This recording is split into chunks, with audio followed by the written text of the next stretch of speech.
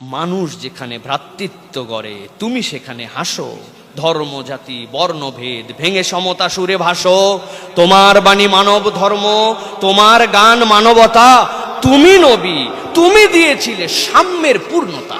নবী জীবনের 15টা দিক আপনাদের কাছে বলবো এবং আশ্চর্য একটা মিলন আপনাদেরকে দেখাবো যে আল্লাহ তার নবীর ব্যাপারে, নবী তার আচরণের ব্যাপারে এবং তার কর্মের এই 4টা পরিধিতে যেভাবে জগতে কিয়ামত পর্যন্ত প্রস্ফুটিত হয়েছেন, বিস্ময়করভাবে নজরুল ইসলাম প্রত্যেকটা পয়েন্টের ব্যাপারে তার কবিতা, তার গানে, তার সাহিত্যে নবী করিম সাল্লাল্লাহু আলাইহি ওয়াসাল্লামের প্রত্যেকটা পয়েন্ট টাচ করেছেন। সুবহানাল্লাহি ওয়া বিহামদিহি।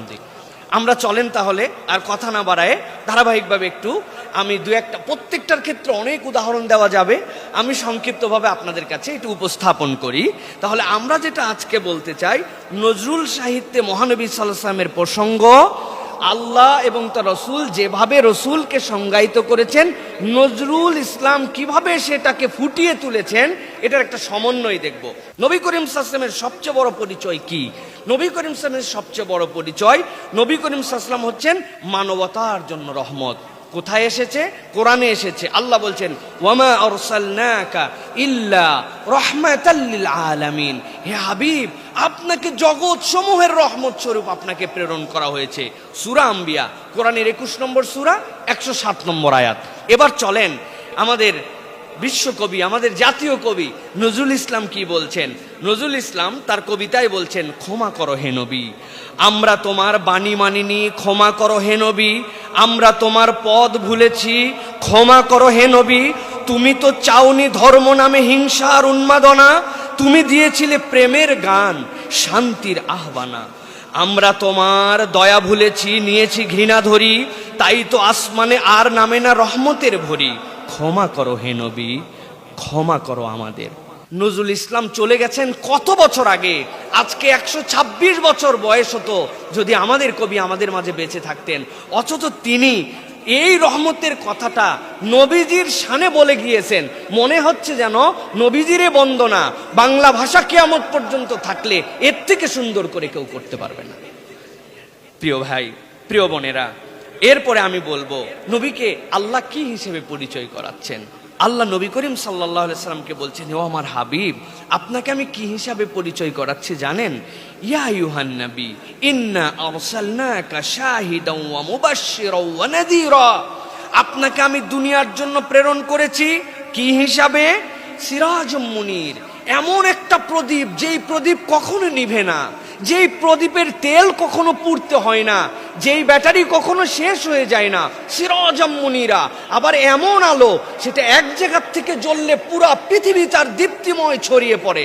হে রাসূল আপনাকে এই হিসাবে আমি প্রেরণ করেছি। দেখেন তো আমাদের প্রিয় কবি নজরুল মনে হচ্ছে যেন এটাকে ধারণ করে এই আয়াতের ব্যাখ্যাটাই তিনি নবীর শানে করতেছেন। নজরুলের মুখ দিয়ে বেরোচ্ছে, কে জানে না ত্রিভুবনের প্রিয় মোহাম্মদ আসিবে পুনঃধরায়, অন্ধকার জ্বলিবে আবার আলোয় প্রদীপ জ্বালায়, তুমি যে প্রিয় সকল হৃদয়, তুমি মুক্তির ত্রাতা, তোমার নামের সুরে আজও কাঁদে বিশ্ব অভাগা জাতা। বিশ্বের যেখানে অন্ধকার, যেখানে ইগনোরেন্স, যেই জায়গাতেই জ্ঞান চর্চার বাহিরে এসে মানুষের কুসংস্কার, সে জায়গাতেই মুহাম্মদ সাল্লাল্লাহু আলাইহি ওয়াসাল্লামের বাতি মানুষ কিয়ামত পর্যন্ত খুঁজবে। মনে হচ্ছে তিনি আমার নবীর শান কেবল বর্ণনা করছেন, আসলে তিনি আমার নবীর শান বর্ণনা করছেন না, নবীর মাধ্যম দিয়ে পুরা পৃথিবীর কাছে আলো গ্রহণ করার আহ্বান দিচ্ছেন তিনি। প্রিয় উপস্থিতি, 3 নম্বরে যদি আমরা দেখি তাহলে নবী করিম সাল্লাল্লাহু আলাইহি ওয়াসাল্লাম মানবের মাঝে একটা সমতার বিধান এনেছিলেন। মুসলিম, আল্লাহ রাব্বুল আমিন আপনার একটা পরিচয় দিয়েছেন, কিন্তু এই পরিচয়ের আগে একটা পরিচয় আছে, একটা হাদিস খুব কম শুনবেন এই হাদিস। নবী করিম সাল্লাল্লাহু আলাইহি ওয়াসাল্লাম বলছেন, আন্নাস কাসনানিল মুশত, মানুষ তো চিরুনির মতো। চিরুনি কেমন? আপনাদের বাসায় যে চিরুনি দিয়ে চুল আঁচড়ান, এটার দাঁতগুলা কি সব সমান না একটা কম একটা বেশি? সবগুলি সমান। ওই যে বেবিটা, ওর হাতের মধ্যে চিরুনি আছে, দেখেন ওই যে আমাদের ছোট্ট বেবি, ওর হাতের চিরুনিটা বাবা দেখাও তো উঁচু করে একটু সবাইকে, দেখেন তো চিরুনির দাঁতগুলো দেখেছেন? যেন ও প্রস্তুতি নিয়ে আসছে যে নজরুলের এই রাসূলুল্লাহ সাল্লাল্লাহু আলাইহি ওয়াসাল্লামের হাদিস থেকে আমি কথা বলছি। নবী করিম সাল্লাল্লাহু আলাইহি ওয়াসাল্লাম বলছেন মানুষ সমান, চিরুনির দাঁতের মতো। চিরুনির দাঁত যেরকম এলোমেলো হলে আপনার চুলকে সমান করতে পারবে না। রাসূলুল্লাহ সাল্লাল্লাহু আলাইহি ওয়াসাল্লাম বলছেন মানুষ সমান, মানুষ হিসাবে।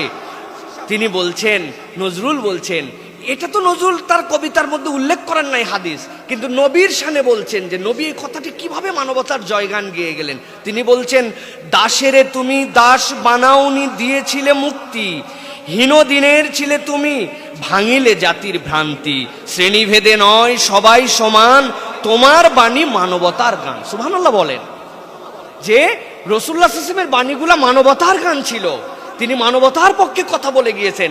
নজরুল এটাকে আবিষ্কার করতেছেন, করে তিনি নবী করিম সাল্লাল্লাহু আলাইহি ওয়াসাল্লামের সিরাত বর্ণনা করছেন। এটা তো আমরা বলছি মুহাম্মদ সাল্লাল্লাহু আলাইহি ওয়াসাল্লামের শানে গান না, তিনি তার সিরাতের দিক বলছেন, তিনি ইসলামের একটা অনন্যতা মানুষের সামনে উপস্থাপন করছেন।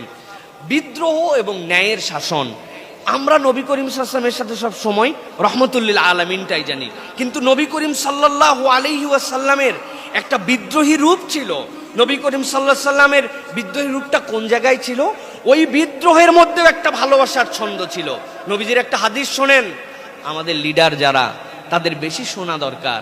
আমাদের লিডারের সামনে অনেকেই তেলবাজি করে, অনুষ্ঠানের সামনে যাই এমন ফাহেসা কথা বলে, ওই ফাহেসা কথার কারণে একজনের দেশ থেকে পালায় যেতে হয়। এমন ফাহেসা কথা বলে, তার সামনে তেলবাজি করে। নবীজি বলতেছেন, ভালো করে বোঝো, সেরা নেতা তারা যাদের তুমি ভালোবাসো, তারাও তোমাকে ভালোবাসে। খায়রু আইম্মাতিকুম আল্লাযীনা তুহিব্বুনাহুম ওয়া ইউহিব্বুনাকুম, উত্তম লিডার সে, তুমি একাই ভালোবাসো না, তারাও তোমাকে ভালোবাসে, তুমিও তাদেরকে ভালোবাসো। এটা কিতাবুল ইমারার মধ্যে হাদিস আসছে। মুহাম্মদ কবিতার মধ্যে এই বিদ্রোহের রূপটা তিনি উপস্থাপন করেছেন। যারা ধ্বজাধারী, নেতৃত্বের দাবিদার, যারা নিজেদেরকে মানুষের গ্রহণযোগ্য করে তুলতে পারে নাই, ভীতি দেখায় শাসন করে, শাসকের সামনে যে তার সমালোচনা করা যায় না, তোয়াজ করতে হয়, এটা এই তোয়াজটা হৃদয় থেকে নয়, বরং ভীতির কারণে তোয়াজ। তোমাকে ভালোবাসে না সে, তুমিও তাদেরকে প্রকৃত ভালোবাসতে পারো নাই, কেননা এই নেতা আর এই নেতৃত্বের মাঝের অনুসারীদের ভেদাভেদ তুমি দূর করতে পারো নাই।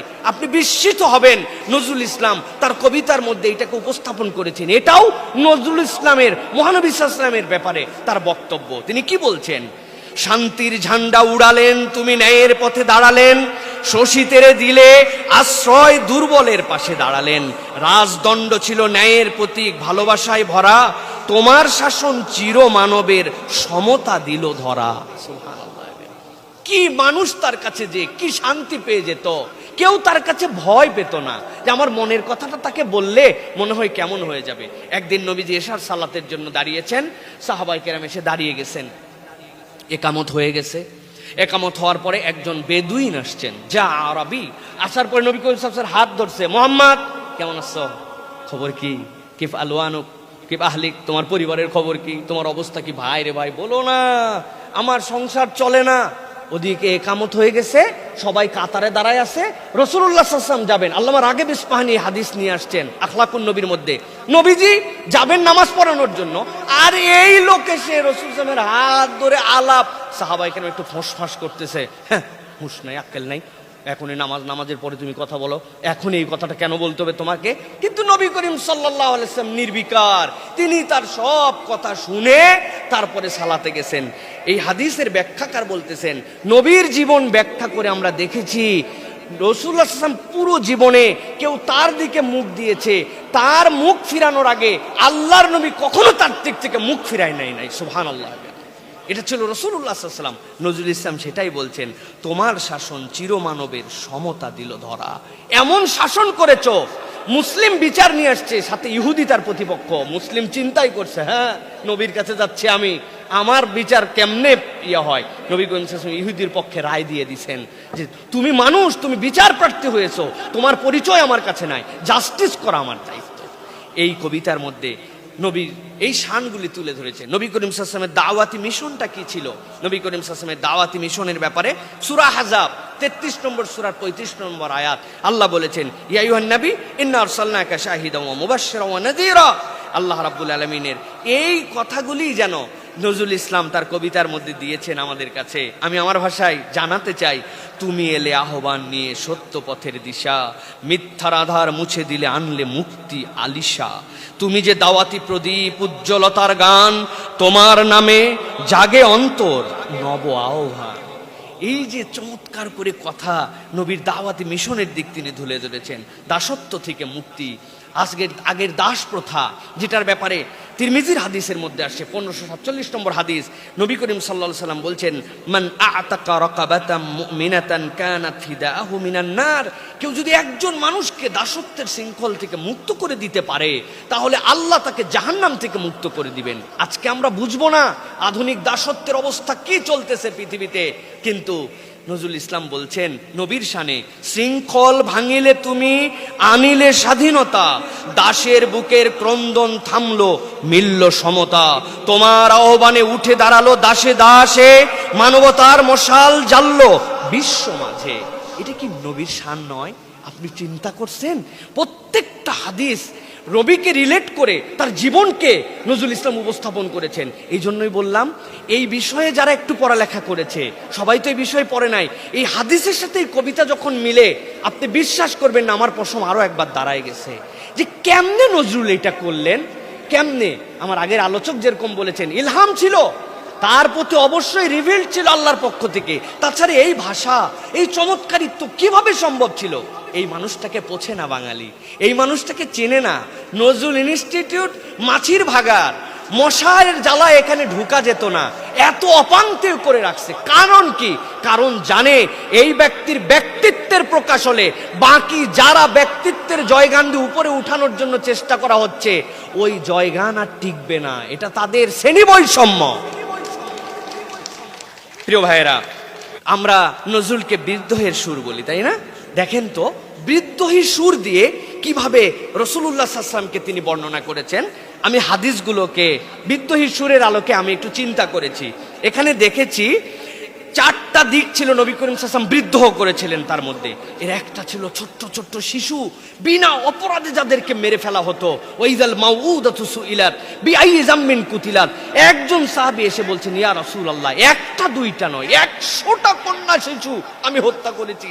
শেষেরটাকে এমন ভাবে মেরেছি নবীর চোখ পানিতে ভিজে গেছে, সাহাবায়ে কেরাম ভিজে গেছে। তারপরে জিজ্ঞাসা করছে, আমার কি তাও ক্ষমা আছে?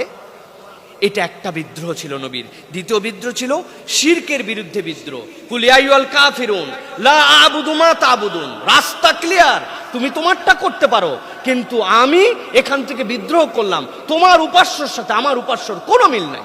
আমি বিদ্রোহ, নবীজির বিদ্রোহ। 3 নম্বরে সামাজিক প্রথার বিরুদ্ধে নবী করিম সাল্লাল্লাহু আলাইহি ওয়াসাল্লাম বিদ্রোহ করেছিলেন। কুল্লু রিবাম মিন রিবাল জাহিলিয়া মাউদু। তোমরা যে রিবার নামে, সুদের নামে বাপ দাদার 14 পুরুষ ধরে মানুষকে শৃঙ্খলা করছো, আমি এটা বাতিল করে দিলাম। জাহিলি কোনো রিবা নাই, বিদ্রোহ করলাম। তুমি মিলিয়ন টাকা পেতে পারো না, এটা জাহিলি যুগ, এটা আমি বিদ্রোহ করলাম। নবীজির বিদ্রোহ ছিল।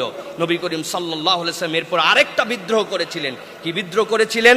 আফদালুল জিহাদ কালিমাতুন হাক্কুন ইনদা সুলতানিল জাহিদ। নবী করিম সাল্লাল্লাহু আলাইহি ওয়াসাল্লাম বলছেন, তোমার সবচেয়ে বড় প্রচেষ্টা জিহাদ, পাওয়ার ওই জায়গায় যখন কোনো একজন অন্যায় শাসকের সামনে সত্য কথা বলতে পারে, তেলবাজি না। নবী যে বিদ্রোহ করেছিলেন, আপনি নজরুলের কবিতার মধ্যে দেখেন একই বিদ্রোহ তিনি করেছেন, যে কারণে তাকে জেলে যেতে হয়েছে।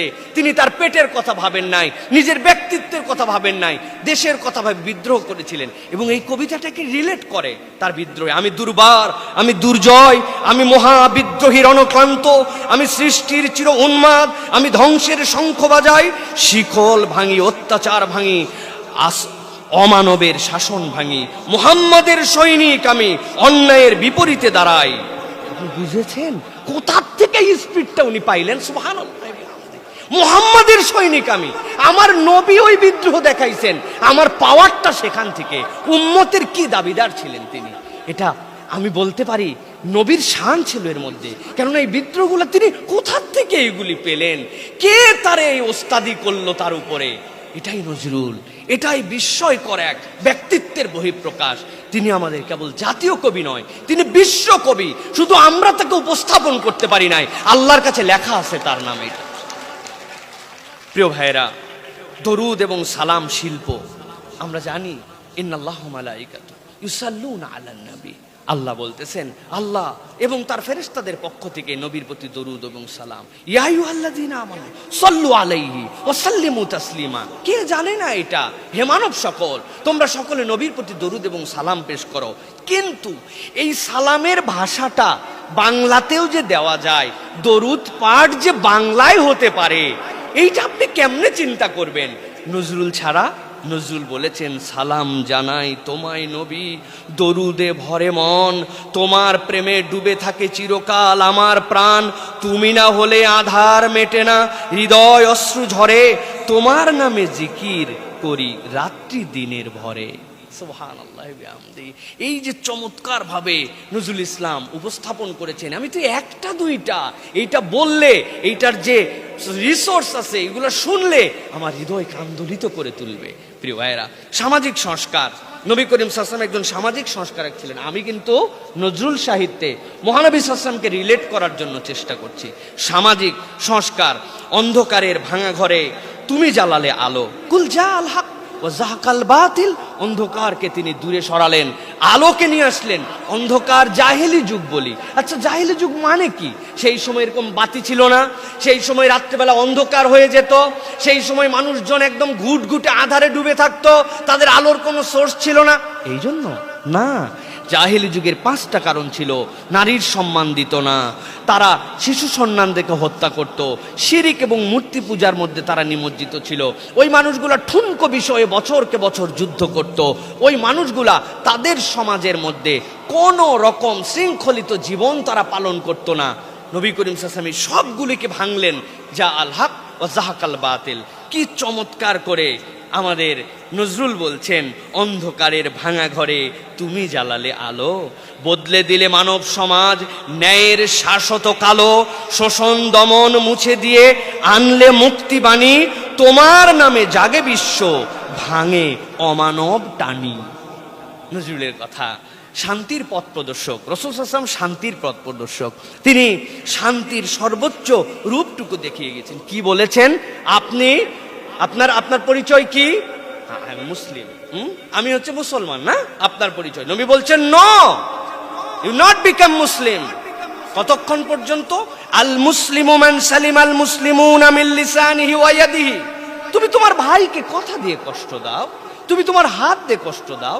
সানসেটটা তুমি বেরিয়ে দিয়েছো বাড়ির, রাস্তার সামনে লাগিয়ে দিয়েছো তুমি পানি পড়ার জায়গাটুকু, ওই ভাইয়ের জমির মধ্যে তোমার চোখ, তোমার হাত তাকে কষ্ট দেয়, তোমার কথা দিয়ে তার পিছনে তুমি গীবত করো, তোমার কথা দিয়ে কটু কথা দিয়ে তার দিলের মধ্যে তুমি কষ্ট পৌঁছাও, তুমি এমন ভাষার ব্যবহার করো তোমার ভাই শুনলে সেটাতে কষ্ট পায়। আমি নবী বললাম তুমি মুসলমান হতে পারো না, তুমি কিসের মুসলমানের দাবিদার? দেখেন তো, নবীর এই বাণীকে ধারণ করে নজরুল কি বলছেন?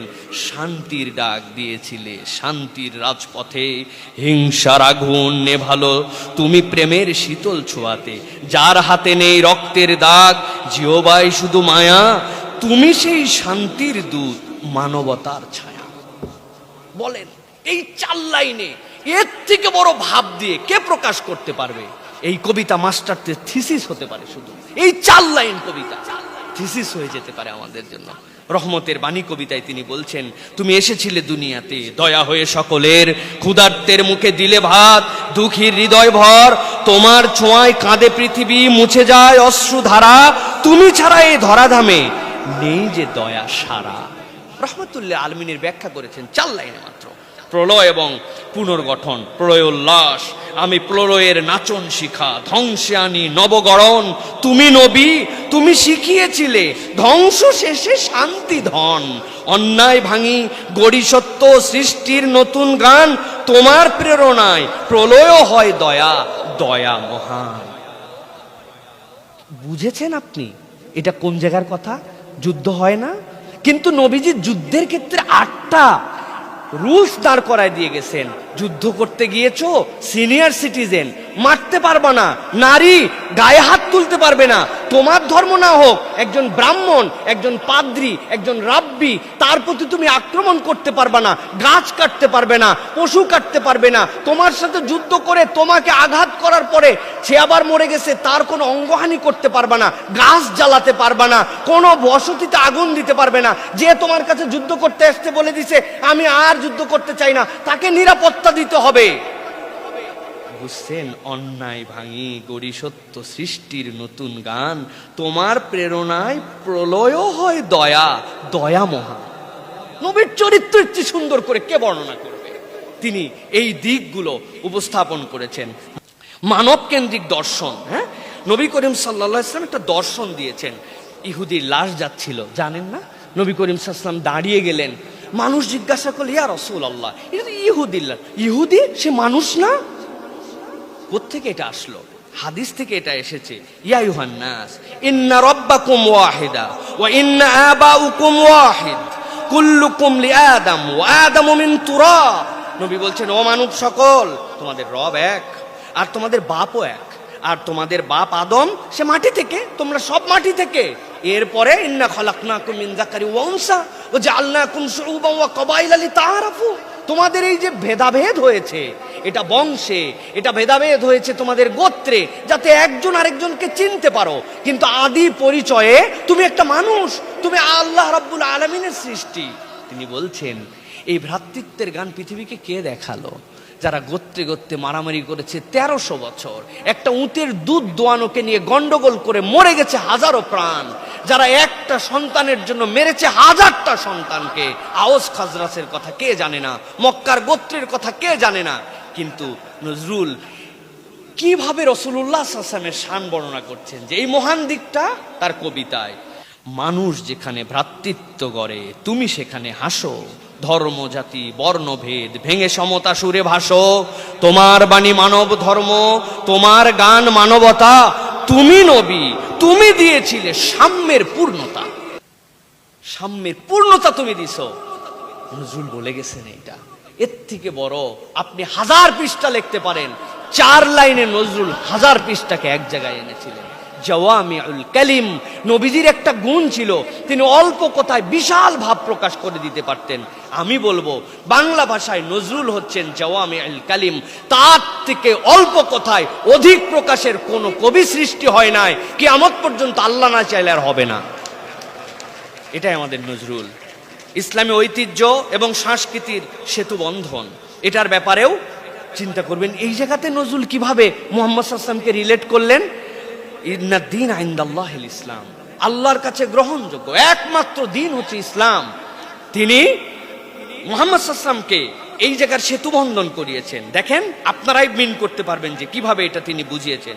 আরবের বুকে জন্ম নিলে, বাণী ছড়ালে দিগন্তে, বাংলার মাটিতেও সেই বাণী বাজে কবির কণ্ঠে। তুমি বিশ্বনবী, সবার ত্রাতা, মানবতার পথ। নজরুল গেয়েছে তোমার নামে প্রেমের অবিরত। প্রেম অবিরত, নজরুল তোমার প্রেম অবিরত গিয়েছে। নজরুল এই কথা বলেছেন। সর্বশেষ যেটা দিয়ে বলেছি আমরা যে নবী জন্মের বছর, সেই জায়গায় বলবো নবীর জন্ম এবং মহিমা। এই নবীর জন্মতেই তার হৃদয়ের মধ্যে একটা আনন্দের উদ্বেলতা ছিল। নবচাঁদ উঠল মরুপ্রান্তে, জন্ম নিলেন প্রিয়, আলোয় ভরে গেল দুনিয়া, মুছে গেল আধার ত্রিয়। ত্রিভুবনের প্রিয় নবী মুহাম্মদ নাম জাগে, তোমার জন্মে মুক্তি এলো, শান্তি ফুটলো ভাগ্যে। নজরুল এই গান গেয়েছেন। সর্বশেষ যে কথা বলে শেষ করব, নজরুলের অনেক কথা আছে নজরুল ইসলামকে নিয়ে, যে নজরুল আসলে মুসলিম দাবিদার ছিলেন কিনা, তার আত্মপরিচয় কি ছিল। একটা মানুষ যখন তার শেষ স্টেটমেন্ট দিয়ে যায়, সেই জায়গায় তার আত্মপরিচয়ের সবচেয়ে বড় ডিক্লারেশন থাকে। নজরুল তার আত্মপরিচয়ের পরিচয় উপস্থাপন করেছেন দৈনিক নবযুগ 1941-এ। তিনি একদম ক্লিয়ার কাট স্টেটমেন্ট দিয়েছেন এবং বিনয় উপস্থাপন করেছেন। কি বিনয়? আমার কবিতা আমার শক্তি নয়, আল্লাহর দেওয়া শক্তি, আমি উপলক্ষ মাত্র। বিনার বেনুতে সুর বাজে কিন্তু বাজান যে গুণী, সমস্ত প্রশংসা তারই। আমার কবিতা যারা পড়ছেন তারাই সাক্ষী, আমি মুসলিমকে সঙ্গবদ্ধ করার জন্য তাদের জড়ত্ব, অলস্য আলস্য, কর্মবিমুখতা, ক্লৈব্য, অবিশ্বাস দূর করার জন্য আজীবন চেষ্টা করেছি। তিনি আরো বলছেন, এছাড়া আমার কেহ প্রভু নাই, শাফাত দাতা নাই, মুর্শিদ নাই। আমার আল্লাহ আল ফাদলিল আজিম, পরম দাতা। তিনি জাতির কাছ থেকে, কওমের কাছ থেকে কোন দান আমাকে নিতে দেন নাই। সর্বশেষ দু লাইন আপনাদেরকে বলতে চাই। নজরুল বলছেন, মুসলমানের জন্য আমার দান কোনো নেতার চেয়ে কম নয়। যে সব মুসলমান যুবক আজ নবজীবনের সারা পেয়ে দেশের জাতির কল্যাণের সাহায্য করছে, তাদের প্রায় সকলেরই অনুপ্রেরণা পেয়েছে এই ভিক্ষুকের ভিক্ষা ঝুলি থেকে। সুবহানাল্লাহ বিহামদি। নজরুল নিজেকে পরিচয় দিয়ে দিয়েছেন যে তিনি একজন মুসলিম ছিলেন, তিনি লা শরীকে বিশ্বাস করতেন। তার অন্যান্য সৃষ্টিগুলা কেমন ছিল? এই সৃষ্টিগুলা অনেক সময় তার বিভিন্ন প্রেক্ষাপটের কারণে তৈরি ছিল। সেই তৈরি জিনিসগুলি, নজরুল ইসলাম ছিলেন একটা বিশ্ব দোকান, আমি বলবো। ওই দোকানে অনেকগুলি পণ্য ছিল, কিন্তু ওই লোকটা কি বিশ্বাস করতেন, ওই পণ্যগুলো সব তাকে সেই রকম ভাবে জাস্টিফাই করে না। ঠিক নজরুলের আত্মপরিচয় ছিল তিনি আল্লাহ প্রেমী মানুষ, তিনি মুহাম্মদ সাল্লাল্লাহু আলাইহি ওয়াসাল্লামের উম্মত, এবং এই দেশ বাঙালি জাতির জন্য তার অবদান কিয়ামত পর্যন্ত বর্ণনা করে আমরা শেষ করতে পারবো না। যদি আমরা চিনতে পারি তাকে, তাহলে আমরা চিনে নিব আমাদেরকে। আর এই মানুষকে যদি আমরা বিস্তৃত হই, তাহলে আমরা আত্মবিস্তৃত জাতিতে পরিণত হব। আল্লাহ আমাদেরকে বোঝার তৌফিক দেন। হাযা মা ইনদি ওয়াল ইলমু ইনদাল্লাহ। ওয়াসসালামু আলাইকুম ওয়া রাহমাতুল্লাহি ওয়া বারাকাতুহু।